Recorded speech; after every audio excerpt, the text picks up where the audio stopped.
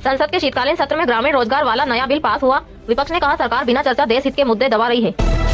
विपक्ष ने रोजगार बिल को गरीब और गांव विरोधी बताते हुए वापस लेने की मांग की। राहुल गांधी बोले, यह फैसला मजदूरों की आजीविका कमजोर करेगा।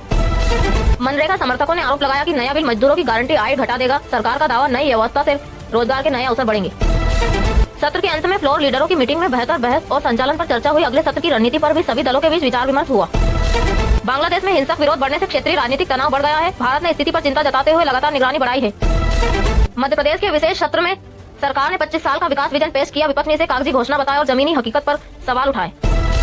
प्रशांत किशोर दिल्ली यूनिवर्सिटी में युवाओं से राजनीतिक नेतृत्व पर संवाद करेंगे। उन्होंने कहा, नई राजनीति में युवाओं की भागीदारी बेहद जरूरी है। लखनऊ मेट्रो 25 दिसंबर और 1 जनवरी को आधी रात तक चलेगी। त्योहारी भीड़ को देखते हुए प्रशासन ने टाइमिंग बढ़ा दी है। दिल्ली में एमटीएस के 700 से अधिक पदों पर नई सरकारी भर्ती शुरू हुई। 10वीं पास उम्मीदवार 15 जनवरी तक आवेदन कर सकेंगे। लखीमपुर खीरी मामले पर फिर राजनीतिक बयानबाजी तेज हुई। विपक्ष ने इसे प्रशासनिक नाकामी बताया। सरकार ने जांच पर भरोसा जताया। वोट चोरी के एक नए वीडियो ने राजनीतिक हलचल बढ़ा दी है। कई दल एक दूसरे पर चुनाव प्रक्रिया कमजोर करने का आरोप लगा रहे हैं। नौकरियों को लेकर युवा नाराजगी पर आज कई सियासी बयान सामने आए। सरकार बोली, नई योजनाओं से रोजगार तेजी से बढ़ेंगे। नेशनल हेराल्ड केस में सोनिया और राहुल गांधी को आज बड़ी राहत मिली। कांग्रेस ने इसे सत्य की जीत बताया। सत्ताधारी दल ने जांच जारी रहने की बात कही।